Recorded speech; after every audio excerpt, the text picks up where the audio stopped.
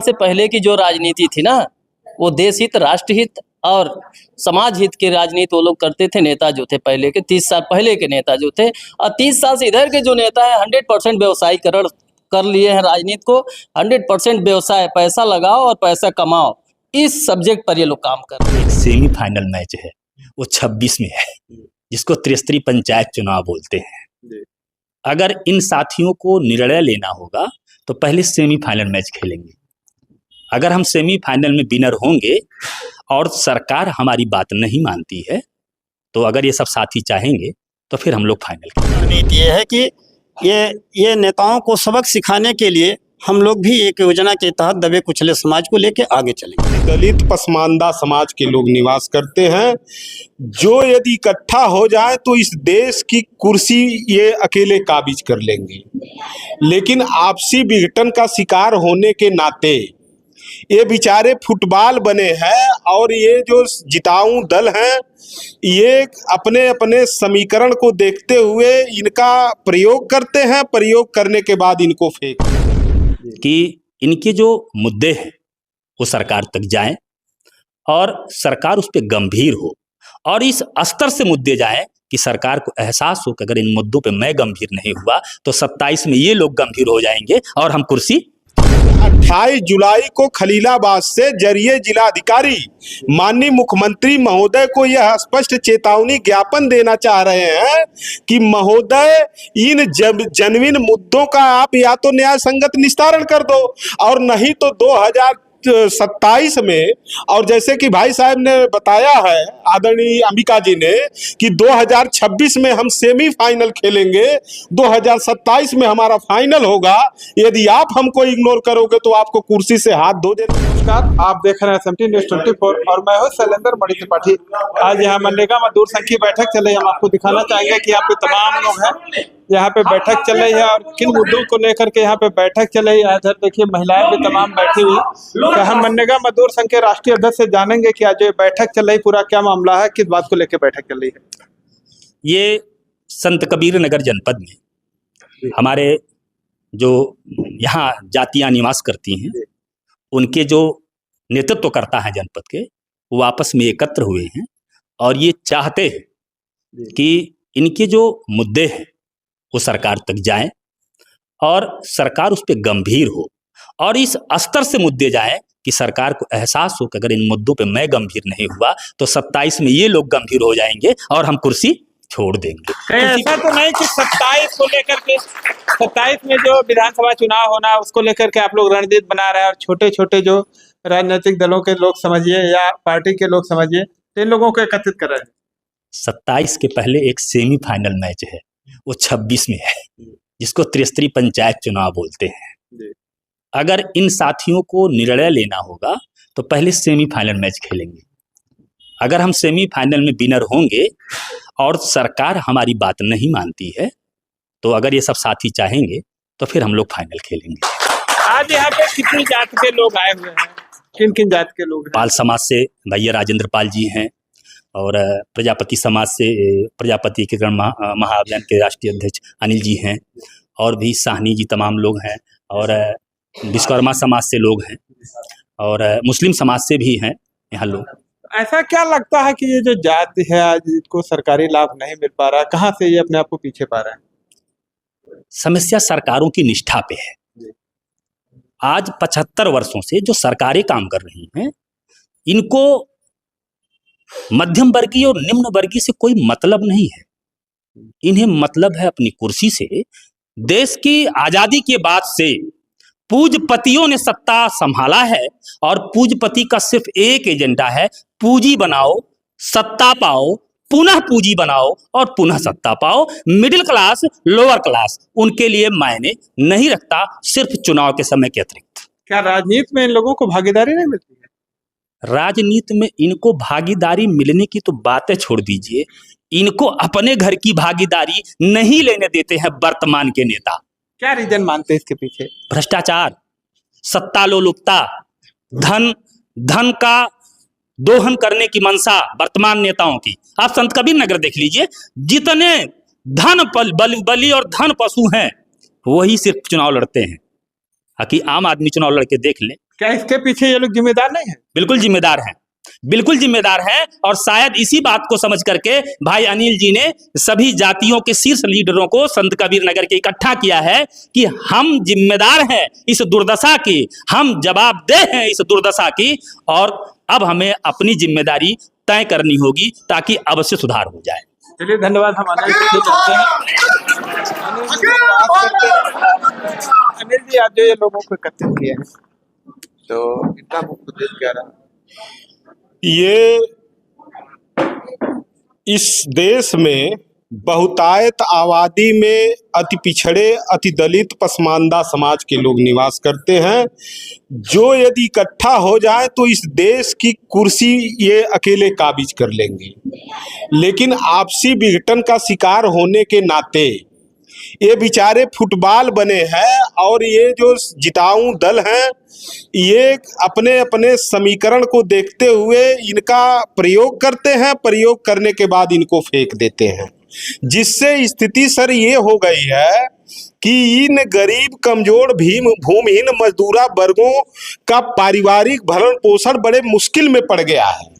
इनके बच्चे न सही शिक्षा पा रहे हैं, न सही भोजन मिल रहा है, न सही कपड़े की व्यवस्था है, और जो गंभीर मुद्दे इनके हैं जिनको लेकर के सरकारें सत्ता में आती हैं और कुर्सी पाने के बाद उसको इग्नोर कर देती हैं, वो सामाजिक न्याय का मुद्दा है, वो रिजर्व आरक्षण का मुद्दा है, वो जनसंख्या के अनुपात में राजनीतिक हिस्सेदारी का मुद्दा है, और मनरेगा योजना में जो व्यापक घोटाला चल रहा है, ये सब गंभीर मुद्दे हैं। इन सारे मुद्दों को लेकर के हम लोग 28 जुलाई को खलीलाबाद से जरिए जिलाधिकारी माननीय मुख्यमंत्री महोदय को यह स्पष्ट चेतावनी ज्ञापन देना चाह रहे हैं कि महोदय, इन जेन्युइन मुद्दों का आप या तो न्याय संगत निस्तारण कर दो, और नहीं तो 2027 में, और जैसे कि भाई साहब ने बताया है आदरणीय अंबिका जी ने कि 2026 में हम सेमीफाइनल खेलेंगे, 2027 में हमारा फाइनल होगा। यदि आप हमको इग्नोर करोगे तो आपको कुर्सी से हाथ धो लेना पड़ेगा। उन्हीं सारे विषयों को लेकर के आज ये विभिन्न जो अति पिछड़े समाज के हैं, अति दलित और पसमानदा समाज के लीडर्स हैं, या मनरेगा मजदूर संघ हैं, जिनमें अक्सर सारे के सारे लगभग भूमिहीन मजदूरा वर्गों की श्रेणी से आते हैं, इनको बुला करके आपसी परामर्श और विचार विमर्श किया जा रहा है कि आगे कैसे क्या उचित होगा। कहीं आपको ऐसा नहीं लगता कि जब चुनाव आते हैं तो पैसे और शराब की बदौलत ये लोग बिक जाते हैं और फिर बाद में नहीं याद आता है? देखिए, अशिक्षा इस देश के गरीबों के लिए सबसे बड़ी विडंबना थी। उनका अशिक्षित होना, असामाजिक होना, और कुछ समस्याएं, उनकी निजी समस्याएं, कुछ परिस्थितियां हैं इस तरह की कि जो बात आप कह रहे हैं, इस विडंबनाओं से यह गरीब कमजोर तबका ग्रसित हुआ था। लेकिन अब इनके नौजवान या इनके लोग भी अब सामाजिक हो रहे हैं, जागरूक हो रहे हैं, इंटरनेट के बहाने या पढ़ लिख करके या लोगों की सुन करके, तो अब वह चीज, वह परिधि का लेवल उठ रहा है, और अब लोग उससे उठ करके अपने मान, सम्मान, हक, अधिकार और न्याय के लिए लड़ाई लड़ना नए सिरे से शुरू कर रहे हैं। लगता है कि ये लोग अपने समाज के लोगों के साथ खड़े होते हैं? देखिए, इसमें विडंबनाएं तो दो अर्थी थी। इस समाज के उत्थान के नाम पर तो आए बहुत से लीडर, अलग अलग पार्टी बना करके, अलग अलग संगठन बना करके, लेकिन जब समाज का उनको थोड़ा सा सपोर्ट मिलना शुरू हुआ तो उस सपोर्ट का वो दुरुपयोग करने लगे, क्योंकि उनको जा करके सत्ता का साथ मिल गया। वो सत्ता की मलाई काटने के चक्कर में जो सामूहिक विकास की धारणा से जो मुद्दे थे, जो लड़ाई लड़नी थी, उसको वो भूल गए। और कहीं न कहीं इन वर्गों में इसकी घोर पीड़ा है कि हम अपना लीडर क्या मान करके, किस तथ्यों पर, किस मुद्दे पर अपने लीडर को आगे बढ़ाते हैं, और हमारा लीडर अपने निजी स्वार्थ में जाकर के मशगूल हो जाता है। भाई, किसी भी समाज का कोई सांसद हो जाए, मंत्री हो जाए, विधायक हो जाए, उससे उस परिवार का भला तो हो सकता है, लेकिन सामूहिक भला नहीं हो सकता है। सामूहिक भला यदि होगा तो सामाजिक न्याय से होगा, आरक्षण से होगा, जनसंख्या के अनुपात में हिस्सेदारी से होगा, और ये जो समाज में भय, भूख और भ्रष्टाचार व्याप्त है उसमें, उसके खात्मे से होगा। देखा जाता है समाज के दो लोग अगर चुनाव लड़ते हैं तो ऐसे में जनता किसके साथ जाएगी? समाज के लोगों को, गरीब कमजोर वर्गों की जो लड़ाई, भूमिहीन मजदूरा वर्गों की जो सुधि लेने वाला लीडर्स हो, जो अपने बीच का हो, जो गरीबी करीब से देखा हो, जो बदहाली और परिस्थिति को अनिल जी, महसूस हमारा करता हो। सवाल जो है कि जैसे कि प्रधानी का चुनाव है और एक ही गांव में अगर मान लीजिए आपके ही कुम्हार बिरादरी के दो लोग चुनाव लड़ते हैं तो जनता क्या करे, किसके साथ जाए? नहीं, यदि ऐसा होता, पहली बात तो आज ये जो समन्वय बैठक, एकीकरण आबलिक समन्वय बैठक, आप नब्ज पकड़िए, इसी के नाते इस मुहिम का नाम हमने एकीकरण आबलिक समन्वय बैठक दिया है। हम ये समन्वय बनाने का कोशिश करेंगे कि ग्राम सभा में, यदि सिरसी ग्राम सभा में चुनाव हो रहा है प्रधानी का, तो गरीब कमजोर तबके का सिर्फ एक ही व्यक्ति चुनाव लड़े, न कि आपस में लोग टकराएं। एक व्यक्ति चुनाव लड़े, उसको जिता करके सदन में भेजा जाए। तो क्या वो जीत जाने के बाद फिर इनके साथ काम करेगा? बिल्कुल, उसके पीछे एक समिति खड़ी की जाएगी। एक समिति हर ग्राम सभा में या ब्लॉक लेवल पर, न्याय पंचायत लेवल पर, जिला लेवल पर एक प्लानर समिति होगी। जो भी लीडरशिप दे करके जिसको अगुवाया जाएगा, उसके पीछे जो कोर कमेटी होगी उसमें बुद्धिजीवी रखे जाएंगे। उनके परामर्श के हिसाब से ही उसको कदम आगे बढ़ाना रहेगा, अन्यथा वो दूध की मक्खी की तरह संगठन से निकाल करके फेंक दिया जाएगा। क्या ऐसा संभव है? देखिए, 70 सालों से तो हम लोग नेता बदलते आए हैं। 70 सालों में कि अभी ये अच्छा नहीं है, इसको बदलो, वो अच्छा नहीं, उसको बदलो, इस जाति का नहीं, उस जाति का ले लो, है ना। तो तमाम तरह से 70 सालों से हम लोग सत्ता परिवर्तन करते चले आए। ये सरकार अच्छी नहीं है, दूसरी सरकार लाओ, तो सपा, बसपा, भाजपा, कांग्रेस, सारी सरकारें आई और चली भी गई और है भी।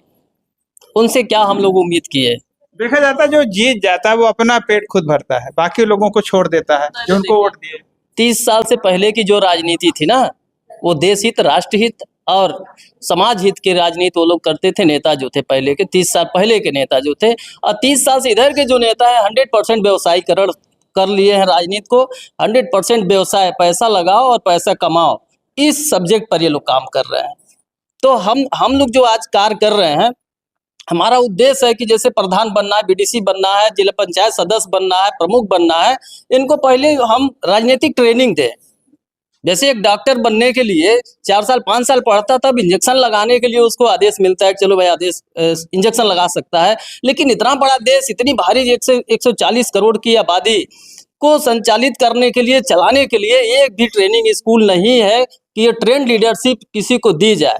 बस पैसे के बल पर, जाति के बल पर, धर्म के बल पर, पार्टियों के बल पर हमारे नेता चुन के जा रहे हैं, न कि ट्रेंड लीडरशिप आ रही है। तो हम लोग एक प्रोग्राम में भी बना रहे हैं कि हम ट्रेंड लीडरशिप दें। जैसे जब कोई प्रधान बन जाता है तो उसको सेक्रेटरी चलाता है, सेक्रेटरी उसको चलाता है कि गांव को कैसे लूटना है, ब्लॉक को कैसे लूटना है। तो जो पढ़ा लिखा व्यक्ति है वो हमारे गांव का जो वर्ग होता है, बहुत पढ़ा लिखा इंसान नहीं होता है, और उसी बीच से कोई ना कोई प्रधान होता है। प्रधान तो अध्यक्ष होता है, प्रधान का काम सिर्फ उसको देख रेख करना होता है। तो लेकिन प्रधान जो खुद ही काम कराते हैं पैसे के लाभ में। नहीं, देखिए वही हम कहे ना, व्यवसायीकरण कर लिए। पहले के प्रधान लोग हाथ उठा के प्रधान बनाते थे, क्योंकि जिसको सम्मान देना रहता था उनको सम्मान देते था, उनकी बात सारे गाँव के लोग भी मानते थे। एक पंचायत में अगर प्रधान कोई निर्णय ले लेते थे तो उसका बात लोग मानते थे। लेकिन जब से ये व्यवसायीकरण कर लिया गया, उनकी पंचायत भी कोई नहीं सुनता है। तो अभी तो 100% हमें लग रहा है कि देश को लूटना है और अमीरों का जेब भरने हैं। क्या लगता है, मतलब कुछ हो पाएगा? चलिए हम आगे चलते हैं, हमारे साथ पाल जी हैं। पाल जी, क्या कहेंगे?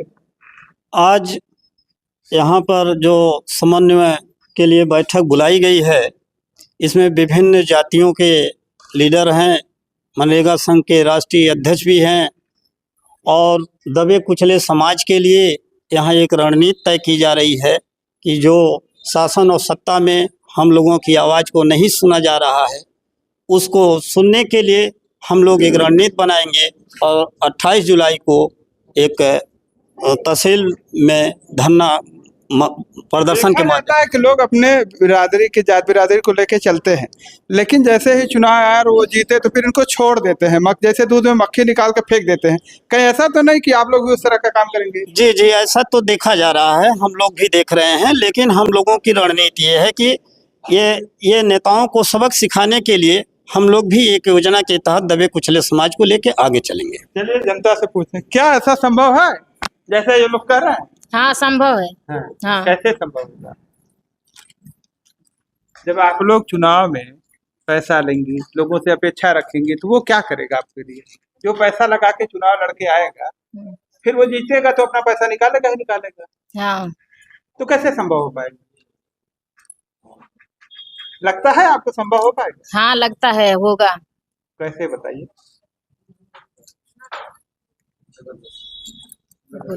चलिए ठीक है, धन्यवाद। तो क्या लगता है संभव हो पाएगा? बिल्कुल संभव कैसे? है। संभव है, जब हम लोग बिना पैसा लिए अपने स्वविवेक से मतदाता चुनेंगे तो संभव है। जब हम लोग किसी के बहकावे में आके वोट करेंगे तो संभव नहीं है। फॉर एग्जाम्पल प्रधान को ही देख लीजिए। प्रधान जब आपका काम कराने जाता है तो जहाँ भी ब्लॉक पे जाता है उसे पैसा देना पड़ता है।